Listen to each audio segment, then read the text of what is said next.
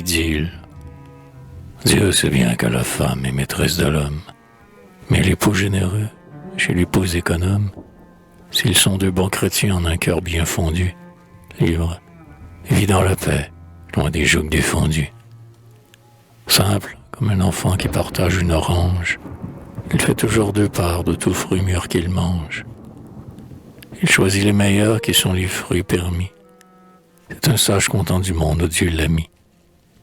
Pauvre, il a les trésors profonds de l'Évangile. Riche, il tient ses greniers grands ouverts sur la ville. Quand le soir vient, l'étoile à sa lampe sourit. Couple qui s'épousa sous les yeux de l'esprit, Rebecca dont le cœur battit à grands coups d'aile, en voyant Isaac sortir au-devant d'elle. Isaac dont le cœur en fait remarqua l'anneau d'or fin qui lui au nez de Rebecca, étaient moins saintement amoureux l'un de l'autre que ses époux, courbés au souffle de l'apôtre, quand leur âme aspira, près du cierge éclairé, le parfum frais qui sort du vieux texte sacré. Comme il est bon et droit que Jésus est son maître, s'il parle, il a des yeux ravis de se soumettre. Qu'elle parle, il écoute, heureux de se plier au désir pur d'un cœur que Jésus sut lier.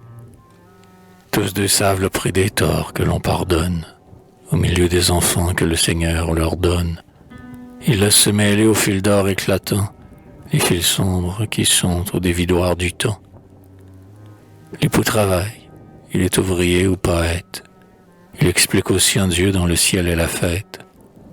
Un enfant vous écoute avec tant d'appétit, c'est innocent, c'est bon, c'est grave, c'est petit.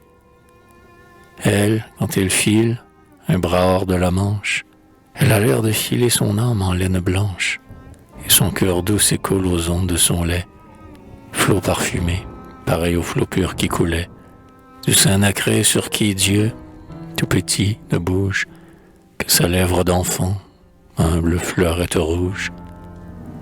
Dans la neige du linge, les tuiles au vent, voilà la mer, avec son sourire vivant, dont la chambre s'échauffe et dont l'ombre s'éclaire. Femme au sein mûr, miracle aux reines populaires, majesté des grands cils abaissés sur l'enfant. Il s'abandonne, il dort, un baiser le défend. Le père le contemple, un rire sur la bouche. Il est tel que, devant une rose farouche, un bon peintre amoureux de la gloire des fleurs. Tous vivent dans le calme et les claires couleurs. Ô chaleur maternelle, ô prière qui vole, ô bouche ébauchant la première parole. Chère tribu, petit peuple qui grandissait, mère qui d'une main délicate emplissait de feuilles et de fruits les faïences fleuries, père au sourire plein de chaudes causeries, servante qui tournait au bruit clair des sabots.